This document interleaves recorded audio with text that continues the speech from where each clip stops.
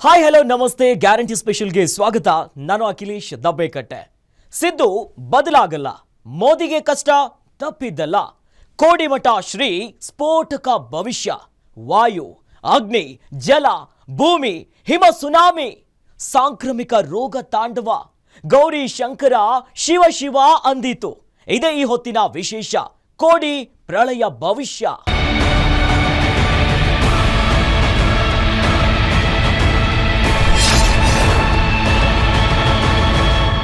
ಪಹಲ್ಗಾಮ್ ದಾಳಿ ಬಳಿಕ ದೇಶದಲ್ಲಿ ಯುದ್ಧದ ಛಾಯೆ ಆವರಿಸಿದೆ. ಇದರ ನಡುವೆ ಕೋಡಿಮಠದ ಶಿವಾನಂದ ಶಿವಯೋಗಿ ಶ್ರೀಗಳು ನುಡಿದಿರುವಂತ ಭವಿಷ್ಯ ಭಾರೀ ಚರ್ಚೆಗೆ ಕಾರಣ ಆಗಿದೆ. ರಾಜ್ಯದಲ್ಲಿ ಸಿದ್ದರಾಮಯ್ಯ ಕೂತಿರುವಂತ ಸಿಎಂ ಕುರ್ಚಿಯ ಕಾಲುಗಳು ಅಲುಗಾಡ್ತಿವೆ. ಇಂಥ ಹೊತ್ತಲ್ಲಿ ಕೋಡಿಮಠ ಶ್ರೀಗಳ ಭವಿಷ್ಯ ಸಿದ್ದರಾಮಯ್ಯಗೆ ಅಭಯ ನೀಡುವಂತಿದ್ರೆ ಮೋದಿ ಪಾಲಿಗೆ ಕಂಟಕ ಎದುರಾಗಲಿದೆ ಅನ್ನೋ ರೀತಿ ಇದೆ. ಇಷ್ಟಕ್ಕೂ ಕೋಡಿಮಠದ ಶ್ರೀಗಳು ನುಡಿದಿರೋ ಭವಿಷ್ಯ ಆದ್ರೂ ಏನು ಅಂತ ನೋಡೋಣ ಬನ್ನಿ. ಅರಸನ ಅರಮನೆಗೆ ಕಾರ್ಮೋಡ ಕವಿದಿತ್ತು. ಇದೇ ಹೇಳಿಕೆ, ಇದೊಂದೇ ಹೇಳಿಕೆ, ಇದೊಂದೇ ಒಂದು ಹೇಳಿಕೆ. ಕೋಡಿಮಠದ ಶಿವಾನಂದ ಶಿವಯೋಗಿ ರಾಜೇಂದ್ರ ಶ್ರೀಗಳ ಇದೊಂದೇ ಒಂದು ಹೇಳಿಕೆ ಭಾರಿ ಚರ್ಚೆಯನ್ನ ಹುಟ್ಟು ಹಾಕಿದೆ. ಈ ಹಿಂದೆ ಕೋಡಿಮಠದ ಶ್ರೀಗಳು ಹೇಳಿದ ಹಲವು ಭವಿಷ್ಯಗಳು ನಿಜವಾಗಿವೆ. ಹೀಗಾಗಿ ಶ್ರೀಗಳು ನುಡಿದಿರೋ ಈ ಭವಿಷ್ಯವು ನಿಜವಾಗುತ್ತೆ ಅಂತ ಬಹುತೇಕರು ಹೇಳ್ತಿದ್ದಾರೆ. ಶ್ರೀಗಳು ಹೇಳಿದ ಭವಿಷ್ಯವೇ ನಿಜವಾದ್ರೆ ಪ್ರಧಾನಿ ನರೇಂದ್ರ ಮೋದಿ ಕುರ್ಚಿಗೆ ಕಂಟಕ ಎದುರಾಗಲಿದೆ. ಅರಸನ ಅರಮನೆಗೆ ಕಾರ್ಮೋಡ ಕವಿದಿದೆ ಅಂದ್ರೆ ಮೋದಿಗೆ ದೊಡ್ಡ ಆಪತ್ತು ಎದುರಾಗಲಿದೆ ಅನ್ನೋದು ಶ್ರೀಗಳ ಭವಿಷ್ಯದ ಮಾತಿನ ಹಿಂದಿನ ಮರ್ಮವಾಗಿದೆ.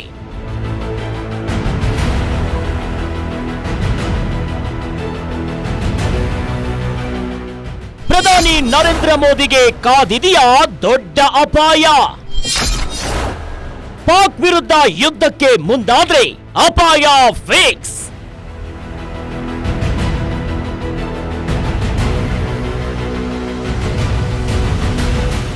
ದೇಶದಲ್ಲಿ ಸದ್ಯಕ್ಕೆ ನರೇಂದ್ರ ಮೋದಿ ಸ್ಥಾನ ತುಂಬೋ ನಾಯಕರು ಬಹಳ ಕಡಿಮೆನೆ ಅಂತಲೇ ಹೇಳಬಹುದು. 2024ರಲ್ಲಿ ಸತತ 3ನೇ ಬಾರಿಗೆ ಪ್ರಧಾನಿಯಾದ ಹೆಗ್ಗಳಿಕೆಗೆ ಮೋದಿ ಪಾತ್ರರಾಗಿದ್ದಾರೆ. ನೆಹರು ಬಳಿಕ ಸತತ 3ನೇ ಬಾರಿ ಪ್ರಧಾನಿಯಾದ ಹೆಗ್ಗಳಿಕೆ ಮೋದಿಗೆ ದಕ್ಕಿದೆ. 2014-19ರಲ್ಲಿ ಸಿಕ್ಕ ಅಭೂತಪೂರ್ವ ಗೆಲುವು ಕಾಣದಿದ್ರು ಮೋದಿ ಪ್ರಧಾನಿ ಕುರ್ಚಿ ಅಲುಗಾಡಿಸಲು ಸಾಧ್ಯವಿಲ್ಲ ಅಂತ ಖಂಡಿತವಾಗಿಯೂ ಹೇಳಬಹುದು. ಪ್ರಧಾನಿಯಾಗೋ ಕನಸು ಕಾಣ್ತಿದ್ದ ಬಿಹಾರದ ಸಿಎಂ ನಿತೀಶ್ ಕುಮಾರ್, ಆಂಧ್ರ ಸಿಎಂ ಚಂದ್ರಬಾಬು ನಾಯ್ಡು ತಮ್ಮ ರಾಜ್ಯಗಳಲ್ಲಿ ಸಿಎಂ ಆದ್ರೆ ಸಾಕು ಅನ್ನೋ ಪರಿಸ್ಥಿತಿಯಲ್ಲಿದ್ದಾರೆ. ಮೋದಿಗೆ ನಿತೀಶ್, ಚಂದ್ರಬಾಬು ಬೇಕು, ಇಬ್ಬರಿಗೂ ಮೋದಿ ಬೇಕು. ಯಾರ್ಯಾರ ಕೈ ಬಿಟ್ಟರೂ ಇಬ್ಬರಿಗೂ ಸಂಕಷ್ಟ ತಪ್ಪಿದ್ದಲ್ಲ. ಹೀಗಾಗಿ ಮೋದಿ ಕುರ್ಚಿ ಗಟ್ಟಿಯಾಗೇ ಇದೆ.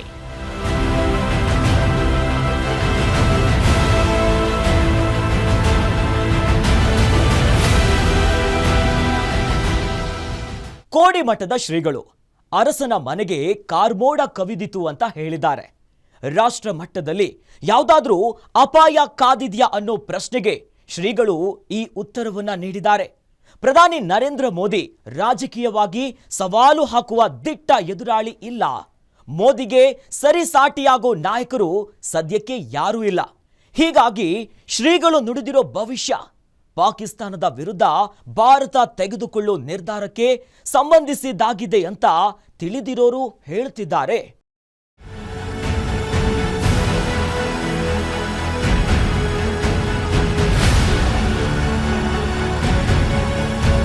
ಪಹಲ್ಗಾಮ್ ದಾಳಿ ಬಳಿಕ ಇಡೀ ಭಾರತ ಒಂದಾಗಿದೆ.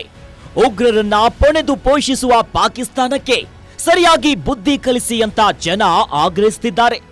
ಭಾರತದಲ್ಲಿ ಉಗ್ರರ ದಾಳಿ ನಡೆದ್ರೆ ಅದಕ್ಕೆ ತಕ್ಕ ಪ್ರತಿಫಲ ಉಣ್ಣಬೇಕಾಗುತ್ತೆ ಅಂತ ಭಾರತ ಎಚ್ಚರಿಕೆಯನ್ನ ನೀಡುತ್ತಲೇ ಬಂದಿತ್ತು. ಆದ್ರೆ ಭಾರತದ ಎಚ್ಚರಿಕೆಗೆ ಪಾಕಿಸ್ತಾನ ಕವಡೆ ಕಾಸಿನ ಕಿಮ್ಮತ್ತನ್ನ ನೀಡಿರಲಿಲ್ಲ. ಪದೇ ಪದೇ ಉಗ್ರರನ್ನ ಭಾರತದ ವಿರುದ್ಧ ಎತ್ತಿ ಕಟ್ಟಿ ಹಿಂಬಾಗಿಲ ಯುದ್ಧ ಮಾಡ್ತಿತ್ತು. ಅದರಲ್ಲೂ ಏಪ್ರಿಲ್ 22ರಂದು ಪಹಲ್ಗಾಮ್ನಲ್ಲಿ ದಾಳಿ ನಡೆಸಿದ ತಲೆ ಮಾಸಿದ ಉಗ್ರರು ಭಾರತದ 26 ಅಮಾಯಕ ಜೀವಗಳನ್ನ ಬಲಿ ಪಡೆದ್ರು. ಹಿಂದೆಂದು ಉಗ್ರರು ಧರ್ಮವನ್ನ ಕೇಳಿ ದಾಳಿ ಮಾಡ್ತಿರ್ಲಿಲ್ಲ. ಅವರಿಗೆ ಧರ್ಮದ ಹಂಗು ಸಹ ಇರಲಿಲ್ಲ.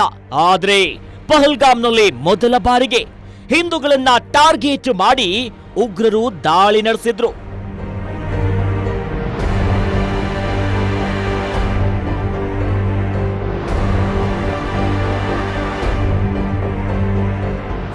ಉಗ್ರರು ಧರ್ಮ ಯಾವುದು ಅಂತ ಕನ್ಫರ್ಮ್ ಮಾಡಿಕೊಂಡು ದಾಳಿ ಮಾಡಿದ್ದಾರೆ ಅನ್ನೋ ವಿಚಾರ ಬಯಲಾದ ಬಳಿಕ ಇಡೀ ದೇಶದ ಜನರ ಆಕ್ರೋಶ ಇಮ್ಮಡಿಯಾಗಿದೆ.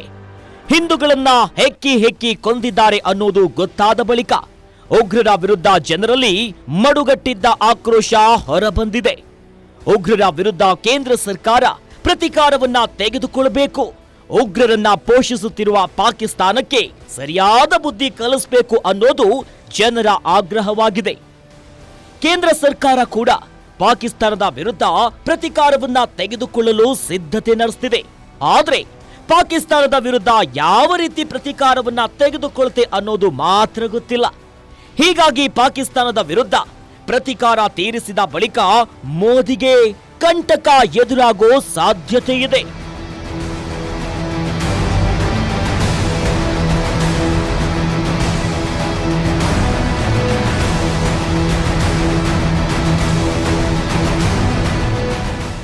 ಪ್ರಧಾನಿ ನರೇಂದ್ರ ಮೋದಿ ಅವರ ಕುರಿತು ಸ್ಫೋಟಕ ಭವಿಷ್ಯ ನುಡಿದಿರೋ ಹಾಗೇನೆ ಸಿಎಂ ಸಿದ್ದರಾಮಯ್ಯನವರ ಕುರಿತು ಶ್ರೀಗಳು ಭವಿಷ್ಯ ನುಡಿದಿದ್ದಾರೆ. ಸಿದ್ದರಾಮಯ್ಯ ಕೂತಿರುವಂತ ಸಿಎಂ ಕುರ್ಚಿ ಮೇಲೆ ಡಿಕೆಶಿ ಜೊತೆಗೆ ಹಲವಾರು ಜನ ಕಣ್ಣ ಹಾಕಿದ್ದಾರೆ ಅನ್ನೋದು ಯಾರಿಗ್ ಗೊತ್ತಿಲ್ಲದ ವಿಚಾರ ಏನಲ್ಲ. ಅಲ್ಲದೆ ಹೈಕಮಾಂಡ್ ಮಟ್ಟದಲ್ಲಿ 50-50 ಒಪ್ಪಂದ ಆಗಿದೆ ಅನ್ನೋದು ಆಗಾಗ ಸುದ್ದಿ ಮಾಡ್ತಾನೆ ಇರುತ್ತೆ. ಹೀಗಾಗಿ ಸಿದ್ದು ಕುರ್ಚಿ ಸೇಫಾ ಅಲ್ವಾ ಅಂತ ನೀವೇ ನೋಡಿ.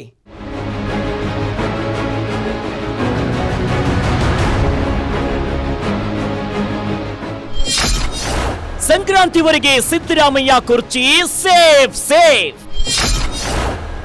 ಸಂಕ್ರಾಂತಿ ಬಳಿಕ ರಾಜ್ಯದಲ್ಲಿ ರಾಜಕೀಯ ಸಂಕ್ರಾಂತಿ ಪಕ್ಕ.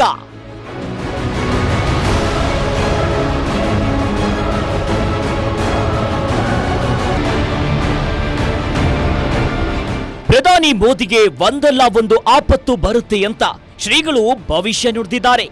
ಇದೇ ರೀತಿ ಸಿದ್ದರಾಮಯ್ಯ ಕುರಿತು ಶ್ರೀಗಳು ಭವಿಷ್ಯ ನುಡಿದಿದ್ದಾರೆ. ಶ್ರೀಗಳು ಹೇಳಿರೋ ಹಾಗೆ ಸಂಕ್ರಾಂತಿಯವರೆಗೆ ರಾಜ್ಯದಲ್ಲಿ ಯಾವುದೇ ರೀತಿಯ ರಾಜಕೀಯ ಪಲ್ಲಟಗಳು ಆಗಲ್ಲ ಅಂತ ಹೇಳಿದ್ದಾರೆ. ಎರಡು ರೀತಿಯ ಭವಿಷ್ಯಗಳು ಇರ್ತವೆ.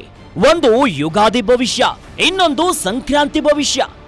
ಯುಗಾದಿ ಭವಿಷ್ಯದಲ್ಲಿ ಮಳೆ ಬೆಳೆಗಳ ಕುರಿತು ಹೇಳಲಾಗುತ್ತೆ. ಸಂಕ್ರಾಂತಿ ಭವಿಷ್ಯದಲ್ಲಿ ರಾಜಕಾರಣ ವ್ಯಾಪಾರಗಳ ಕುರಿತು ಆಗಿರುತ್ತೆ ಅಂತ ಹೇಳಿರೋ ಶ್ರೀಗಳು ರಾಜ್ಯದಲ್ಲಿ ಸಂಕ್ರಾಂತಿಯವರೆಗೆ ಯಾವುದೇ ತಲ್ಲಣಗಳು ಆಗಲ್ಲ ಅಂತ ಹೇಳಿದ್ದಾರೆ. ಆದ್ರೆ ಸಂಕ್ರಾಂತಿಯ ಬಳಿಕ ಏನಾಗಬಹುದು ಅಂತ ಆಗ ಹೇಳ್ತೀನಿ ಅಂತ ಹೇಳಿದ್ದಾರೆ. ಸದ್ಯದಲ್ಲಿ ರಾಜಕಾರಣಕ್ಕೆ ಯಾವುದೇ ಬದಲಾವಣೆ ಇಲ್ಲ, ಯಾವ ತೊಂದರೆ ಆಗಲ್ಲ. ಸಂಕ್ರಾಂತಿವರೆಗೂ ಆಗಲ್ಲ. ನಮ್ಮ ಜ್ಯೋತಿಷ್ಯ ಶಾಸ್ತ್ರದ ಪ್ರಕಾರ ಎರಡನ್ನು ಹೇಳ್ತಾರೆ. ಒಂದು ಯುಗಾದಿ ಭವಿಷ್ಯ, ಇನ್ನೊಂದು ಸಂಕ್ರಾಂತಿ ಭವಿಷ್ಯ. ಯುಗಾದಿಯಲ್ಲಿ ಹೇಳ್ತಕ್ಕಂಥದ್ದು ಮಳೆ ಬೆಳೆ ಕೊರತೆಗಳು ತಾಪತ್ರೆಗಳು ಪ್ರಕೃತಿಯ ಭವಿಷ್ಯ. ಸಂಕ್ರಾಂತಿ ಹೇಳ್ತಕ್ಕಂಥ ರಾಜರಿಗೆ ದೊಡ್ಡ ದೊಡ್ಡ ವ್ಯಾಪಾರಸ್ಥರಿಗೆ ಅದು ಸಂಕ್ರಾಂತಿ ಭವಿಷ್ಯ. ಈ ಸಂಕ್ರಾಂತಿವರೆಗೂ ರಾಜಕೀಯ ಭವಿಷ್ಯ ನೋಡಿಲ್ಲ ನಾನು. ಅಲ್ಲಿವರೆಗೂ ರಾಜ್ಯದಲ್ಲಿ ಅಭಯ ಸಿಕ್ಕಿತ್ತು. ಯಾವುದೇ ಕಾರಣಕ್ಕೂ ಸಿದ್ದರಾಮಯ್ಯ ಕುರ್ಚಿ ಅಲುಗಾಡಿಸಲು ಸಾಧ್ಯವಿಲ್ಲ ಅಂತ ಹೇಳಿದ್ರು. ಸದ್ಯಕ್ಕೆ ಹಾಲು ಮತ ಸಮಾಜದ ಕೈಯಲ್ಲಿ ರಾಜ್ಯದ ಅಧಿಕಾರವಿದೆ. ಹಾಲು ಮತದವರು ಅವರಾಗಿಯೇ ಅಧಿಕಾರ ಬಿಟ್ಟು ಕೊಡಬೇಕು. ಅವರಿಂದ ಅಧಿಕಾರವನ್ನ ಕಸಿದುಕೊಳ್ಳಲು ಸಾಧ್ಯವಿಲ್ಲ ಅಂತ ಹೇಳಿದ್ರು. ಈ ಮೂಲಕ ರಾಜ್ಯದಲ್ಲಿ ಯಾವುದೇ ರಾಜಕೀಯ ಪಲ್ಲಟಗಳು ಆಗಲ್ಲ ಅಂತ ಭವಿಷ್ಯ ನುಡಿದಿದ್ರು. ನಾನು ಯುಗಾದಿಯಲ್ಲಿ ಮೊದಲೇ ಹೇಳಿದೆ, ಉತ್ತರದ ನಾಡಿನಲ್ಲಿ ಹಬ್ಬೀತು ಹಗೆಯ ಬೇಗೆ ಸುತ್ತುವರೆದು ಬರುವಾಗ ಜಗವೆಲ್ಲ ಕೂಳಾದೀತು. ನಾನು ಹೇಳಿದ ಒಂದು ವಾರದಲ್ಲಿ ಕಾಶ್ಮೀರದಲ್ಲಿ ಹಗೆ ಆಯ್ತು, ಮೃತ್ಯು ಆಯ್ತು. ಅದು ಎಲ್ಲ ಆಲ್ ಓವರ್ ಇಂಡಿಯಾ ಕವರ್ ಆಗುತ್ತೆ, ಮತ್ತೆ ಅದು ಜಗತ್ತಿನವರಿಗೆ ಹೋಗ್ತದೆ. ದೊಡ್ಡ ಅಪಾಯ ಇದೆ. ಈ ವರ್ಷದಲ್ಲಿ ಮತಾಂಧತೆ ಹೆಚ್ಚಾಗ್ತದೆ. ಅದರಿಂದ ಒಂದ್ ದೊಡ್ಡ ಕಾಯಿಲೆ ಬರುತ್ತೆ. 5 ವರ್ಷ ಇರುತ್ತೆ, ಶಾಂತಿ ಇಲ್ಲ, ನೆಮ್ಮದಿ ಇಲ್ಲ ಜನರಿಗೆ. ಮುಂದುವರೆದು ಹೇಳಿದ್ರೆ 5 ವರ್ಷದವರೆಗೆ ಇದಕ್ಕೆ ಅವಕಾಶ ಇದೆ. ಈಗ ರಾಷ್ಟ್ರ ಮಟ್ಟದಲ್ಲಿ ಏನಾದ್ರು ಬದಲಾವಣೆ ಆಗುತ್ತೆ? ಅರಸನ ಅರಮನೆಗೆ ಕಾರ್ಮೋಡ ಕವಿದಿತ್ತು. ಹೇಳಿದನಾಗುತ್ತೆ.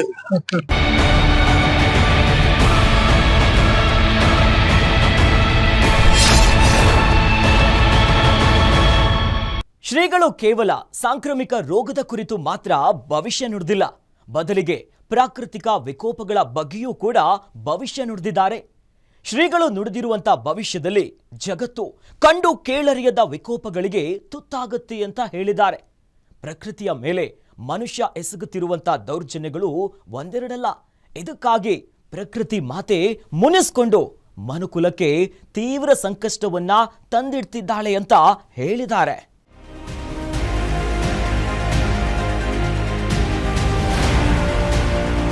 ಪ್ರಧಾನಿ ಮೋದಿ ಸಿಎಂ ಸಿದ್ದರಾಮಯ್ಯ ಕುರಿತು ಭವಿಷ್ಯ ನುಡಿದಿರೋ ರೀತಿಯೇ ಆಗಿದ್ದಾರೆ. ಈ ವರ್ಷ ಎದುರಾಗುವ ಆಪತ್ತು ಮುಂದಿನ 5 ವರ್ಷ ಇಡೀ ಜಗತ್ತಿನ ಮೇಲೆ ಪರಿಣಾಮ ಬೀರುತ್ತೆ ಅಂತ ಹೇಳಿದ್ದಾರೆ. ಒಂದಲ್ಲ, ಎರಡಲ್ಲ, ಮೂರಲ್ಲ, 5 ವರ್ಷ, ಬರೋಬ್ಬರಿ 5 ವರ್ಷ. ಈ ವರ್ಷ ಎದುರಾಗುವ ಆಪತ್ತಿನಿಂದ ಜನ ತತ್ತರಿಸಿ ಹೋಗ್ತಾರೆ ಅಂತ ಹೇಳಿರೋದೇ ಜನ ಭಯಭೀತರಾಗಲು ಕಾರಣವಾಗಿದೆ.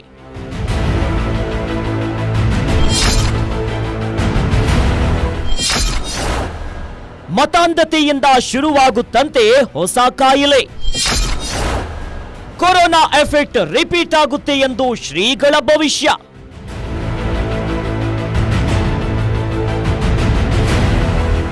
ಜಗತ್ತಿನಲ್ಲಿ ಈ ವರ್ಷ ಮತಾಂಧತೆ ಹೆಚ್ಚಾಗುತ್ತೆ. ಮತಾಂಧತೆಯ ಪರಿಣಾಮ ಜಗತ್ತಿನಲ್ಲಿ ಹೊಸದೊಂದು ಕಾಯಿಲೆ ಹುಟ್ಟಿಕೊಳ್ಳುತ್ತೆ ಅಂತ ಶ್ರೀಗಳು ಹೇಳಿದ್ದಾರೆ.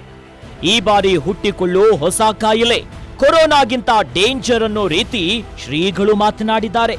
ಅದರಲ್ಲೂ ಈ ವರ್ಷ ಆರಂಭವಾಗೋ ಕಾಯಿಲೆಯಿಂದ ಸುಮಾರು 5 ವರ್ಷ ಜಗತ್ತಿನ ಜನ ನರಳಬೇಕಾಗುತ್ತೆ ಅಂತ ಕೋಡಿಮಠ ಶ್ರೀಗಳು ಭವಿಷ್ಯ ನುಡಿದಿದ್ದಾರೆ.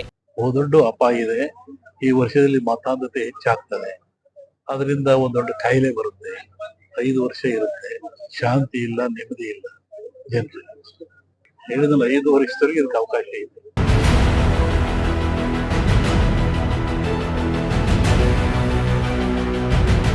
ಶ್ರೀಗಳು ಈ ರೀತಿಯ ಭವಿಷ್ಯ ನುಡಿದ ಬಳಿಕ ಇಡೀ ರಾಜ್ಯದ ಜನ ತೀವ್ರ ಆತಂಕಕ್ಕೆ ಗುರಿಯಾಗಿದ್ದಾರೆ. ಕೊರೋನಾ ಎಫೆಕ್ಟ್ ಎಂಥದ್ದು ಅನ್ನೋದು ಜನ ಗೊತ್ತಿದೆ. ಕೊರೋನಾ ಅನ್ನೋ ಸಾಂಕ್ರಾಮಿಕ ರೋಗ ತಂದಿಟ್ಟ ಪರಿಸ್ಥಿತಿ ನೆನಪು ಮಾಡಿಕೊಂಡ್ರೆ ಈಗಲೂ ಕೂಡ ಜನ ಬೆಚ್ಚಿ ಬೀಳ್ತಾರೆ. ಅಷ್ಟರ ಮಟ್ಟಿಗೆ ಸಣ್ಣದೊಂದು ಕ್ರಿಮಿ ಇಡೀ ಜಗತ್ತನ್ನ ನಡುಗಿಸಿ ಬಿಟ್ಟಿತ್ತು. ರಸ್ತೆಗಳಲ್ಲಿ ಜನರೇ ಇಲ್ಲದೆ ಬೇಕೋ ಅಂತಿದ್ರು. ತಿಂಗಳು ಗಟ್ಟಲೆ ಜನರು ಮನೆಯಲ್ಲೇ ಲಾಕ್ ಆಗಿದ್ರು. ಸಾಮಾನ್ಯ ಜನರಿಗೆ ಗೊತ್ತೇ ಇಲ್ಲದ isolation, vaccination, night curfew, lock down, seal down ಅನ್ನೋ ಪದಗಳು ಲೀಲಾಜಾಲವಾಗಿ ಜನರ ಬಾಯಿಂದ ಹೊರ ಬೀಳ್ತಾ ಇದ್ವು. ಇದು ಕೊರೋನಾ ಎಫೆಕ್ಟ್.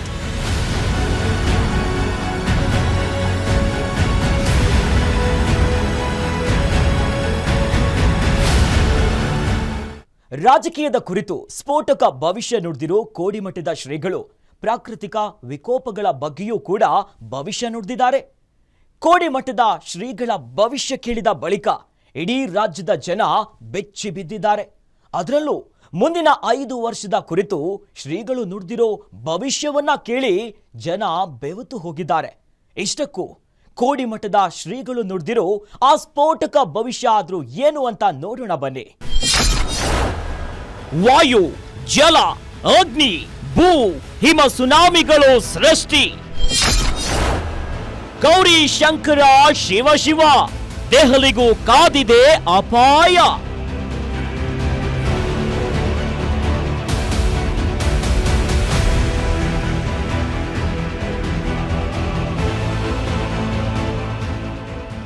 ಈ ವರ್ಷ ಜಗತ್ತಿನಲ್ಲಿ ವಾಯು, ಜಲ, ಅಗ್ನಿ, ಭೂ, ಹಿಮ ಸುನಾಮಿಗಳು ಸೃಷ್ಟಿ ಆಗಲಿದೆ ಅಂತ ಹೇಳಿದ್ದಾರೆ.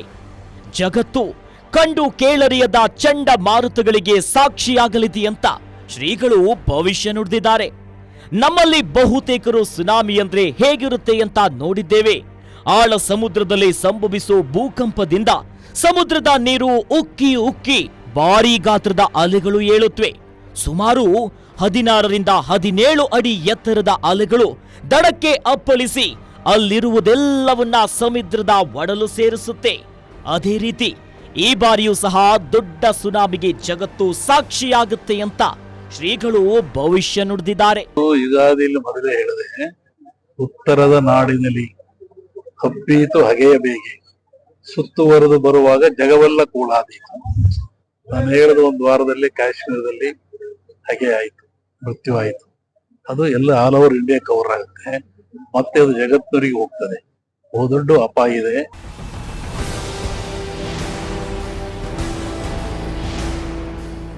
ಈ ವರ್ಷದ ಆರಂಭದಲ್ಲೇ ಜಗತ್ತು 2 ದೊಡ್ಡ ದೊಡ್ಡ ಭೂಕಂಪಗಳಿಗೆ ಸಾಕ್ಷಿಯಾಗಿದೆ. ಮೊದಲಿಗೆ ಮ್ಯಾನ್ಮಾರ್ ಥಾಯ್ಲೆಂಡ್ನಲ್ಲಿ ಭೂಕಂಪ ಆಗಿತ್ತು. 2 ದಿನಗಳ ಹಿಂದಷ್ಟೇ ಅರ್ಜೆಂಟೀನಾ ಮತ್ತು ಚಿಲಿಯಲ್ಲಿ 7.1ರಷ್ಟು ತೀವ್ರತೆಯ ಭೂಕಂಪ ಸಂಭವಿಸಿತ್ತು. ಅದೇ ರೀತಿ ಇನ್ನು ಹಲವು ಭೂಕಂಪಗಳಿಗೆ ಜಗತ್ತು ಸಾಕ್ಷಿಯಾಗಲಿದೆ ಅಂತ ಹೇಳಿದ್ದಾರೆ. ಹಿಮಾಲಯ ಪರ್ವತವೇ ನಡುಗಲಿದೆ, ಅದರ ಎಫೆಕ್ಟ್ ದೆಹಲಿಯ ಮೇಲೆ ಆಗಲಿದೆ ಅಂತ ಶ್ರೀಗಳು ಭವಿಷ್ಯ ನುಡಿದಿದ್ದಾರೆ. ಹಿಮಾಲಯ ಪರ್ವತ ಮತ್ತು ದೆಹಲಿಯಲ್ಲಿ ಆಗಾಗ ಭೂಕಂಪಗಳು ಆಗ್ತಾ ಇರುತ್ತವೆ. ಅವೆಲ್ಲ ಸಣ್ಣ ಪ್ರಮಾಣದ ಕಂಪನಗಳು, ಆದರೆ ಈ ಬಾರಿ ತೀವ್ರ ಪ್ರಮಾಣದ ಭೂಕಂಪ ಸಂಭವಿಸುತ್ತೆ. ಇದರಿಂದ ಹಿಮಾಲಯದಲ್ಲಿ ಸಂಗ್ರಹವಾಗಿರೋ ಹಿಮ ಸುನಾಮಿಯಾಗಿ ಬದಲಾಗಿ ಹಿಮಾಲಯ ಪರ್ವತದ ತಪ್ಪಲಿನಲ್ಲಿರೋ ನಗರಗಳು ಕೊಚ್ಚಿ ಹೋಗಬಹುದು ಅನ್ನೋದು ಶ್ರೀಗಳ ಭವಿಷ್ಯದ ಹಿಂದಿನ ಗುಟ್ಟಾಗಿದೆ ಅಂತ ತಿಳಿದವರು ಹೇಳ್ತಾರೆ.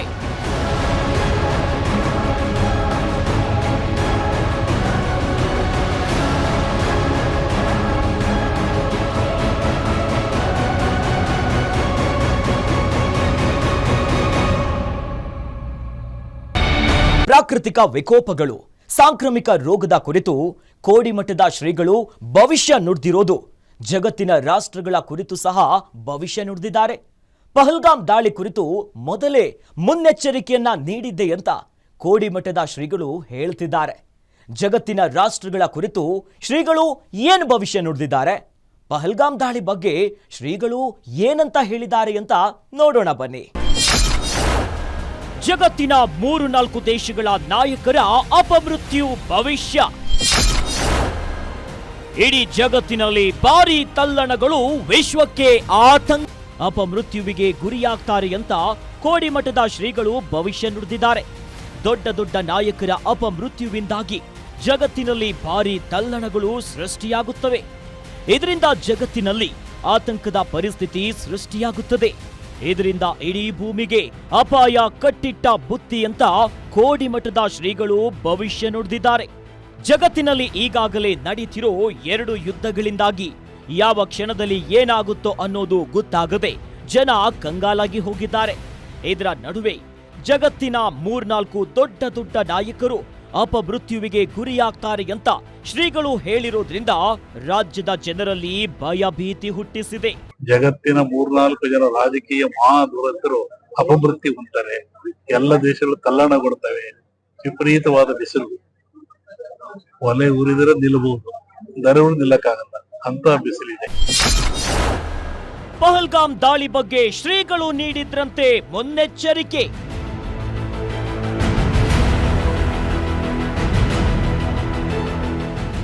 ಜಮ್ಮು ಕಾಶ್ಮೀರದಲ್ಲಿ ನಡೆದಿರೋ ಪಹಲ್ಗಾಮ್ ಉಗ್ರರ ದಾಳಿ ಕುರಿತು ಸಹ ಶ್ರೀಗಳು ಮಾತನಾಡಿದ್ದಾರೆ.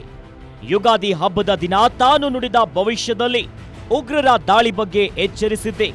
ನಾನು ಭವಿಷ್ಯ ನುಡಿದ ಒಂದೇ ವಾರದ ಅಂತರದಲ್ಲಿ ಉಗ್ರರ ದಾಳಿ ನಡೆದಿದೆ ಅಂತ ಶ್ರೀಗಳು ಹೇಳ್ಕೊಂಡಿದ್ದಾರೆ. ನಾನು ಯುಗಾದಿಯಲ್ಲಿ ಮೊದಲೇ ಹೇಳಿದೆ, ಉತ್ತರದ ನಾಡಿನಲ್ಲಿ ಹಬ್ಬೀತು ಹಗೆಯ ಬೇಗೆ, ಸುತ್ತುವರೆದು ಬರುವಾಗ ಜಗವೆಲ್ಲ ಕೂಳಾದೀತು.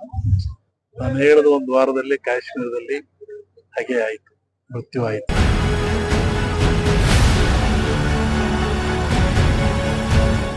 ಇಡೀ ದೇಶದ ಜನ ಒಕ್ಕೊರಲಿನಿಂದ ಪಾಕಿಸ್ತಾನದ ವಿರುದ್ಧ ಪ್ರತೀಕಾರ ತೆಗೆದುಕೊಳ್ಳಬೇಕು ಅಂತ ಒತ್ತಾಯಿಸಿದ್ದಾರೆ. ಇದರ ನಡುವೆ ಕೋಡಿಮಠದ ಶಿವಾನಂದ ಶಿವಯೋಗಿ ರಾಜೇಂದ್ರ ಶ್ರೀಗಳು ಜನರನ್ನ ಬೆಚ್ಚಿ ಬೀಳಿಸುವ ರೀತಿ ಭವಿಷ್ಯ ನುಡಿದಿದ್ದಾರೆ. ಶ್ರೀಗಳು ಈ ಹಿಂದೆ ನುಡಿದಿದ್ದ ಅನೇಕ ಭವಿಷ್ಯಗಳು ನಿಜವಾಗಿವೆ. ಈಗ ಜಗತ್ತಿನಲ್ಲಿ ಭಾರೀ ಪ್ರಮಾಣದಲ್ಲಿ ಪ್ರಾಕೃತಿಕ ವಿಕೋಪಗಳು ಸಂಭವಿಸುತ್ತವೆ ಅಂತ ಶ್ರೀಗಳು ಭವಿಷ್ಯ ನುಡಿದಿದ್ದಾರೆ. ಈಗಾಗಲೇ ಈ ವರ್ಷ ಜಗತ್ತು 2 ಭೂಕಂಪಗಳಿಗೆ ಸಾಕ್ಷಿಯಾಗಿದೆ. ಬೇಸಿಗೆಯಲ್ಲಿ ವಿಪರೀತ ಎಂಬಷ್ಟು ಬಿಸಿಲಿನ ಬೇಗೆಯಿದೆ. ಮಳೆಗಾಲದಲ್ಲಿ ವಿಪರೀತ ಮಳೆಗೆ ಜನ ಸಾಕ್ಷಿಯಾಗಲಿದ್ದಾರೆ ಅಂತ ಶ್ರೀಗಳು ಹೇಳಿದ್ದಾರೆ. ಎಲ್ಲಕ್ಕಿಂತ ಮುಖ್ಯವಾಗಿ ಹಿಮಾಲಯ ಪರ್ವತ ಗಡಗಡ ನಡುಗುತ್ತೆ. ಇದರ ಎಫೆಕ್ಟ್ ದೆಹಲಿ ಮೇಲಾಗುತ್ತೆ ಅಂತ ಶ್ರೀಗಳು ಭವಿಷ್ಯದಲ್ಲಿ ಹೇಳಿದ್ದಾರೆ. ಇದರಿಂದ ಭಾರೀ ಆತಂಕ ಮೂಡಿಸಿದೆ.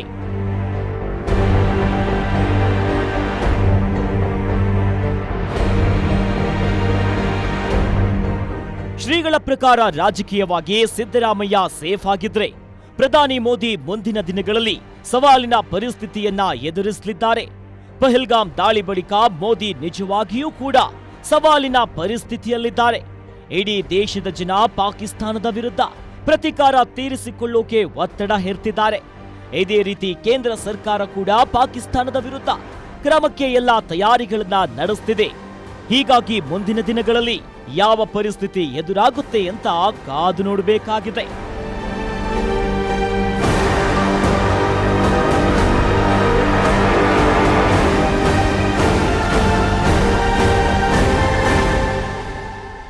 ಒಟ್ಟಾರೆಯಾಗಿ ಕೋಡಿಮಠದ ಶ್ರೀಗಳು ನುಡಿದಿರೋ ಭವಿಷ್ಯ ಜನರಲ್ಲಿ ಆತಂಕ ಮೂಡಿಸ್ತಾ ಇದೆ. ಕೋಡಿಮಠದ ಶ್ರೀಗಳು ಈ ಹಿಂದೆ ನುಡಿದಿರೋ ಹಲವು ಭವಿಷ್ಯಗಳು ನಿಜವಾಗಿದೆ. ಹೀಗಾಗಿ ಈ ಬಾರಿಯೂ ಕೂಡ ಅವರ ಭವಿಷ್ಯ ನಿಜವಾಗುತ್ತೋ ಇಲ್ವೋ ಅನ್ನೋದನ್ನ ಕಾಲವೇ ನಿರ್ಧರಿಸಲಿದೆ. ಇದಾಗಿತ್ತು ಈ ಹೊತ್ತಿನ ಗ್ಯಾರಂಟಿ ವಿಶೇಷ. ನೋಡ್ತಾ ಇರಿ ಗ್ಯಾರಂಟಿ ನ್ಯೂಸ್, ಸುದ್ದಿ ಖಚಿತ, ನ್ಯಾಯ ನಿಶ್ಚಿತ.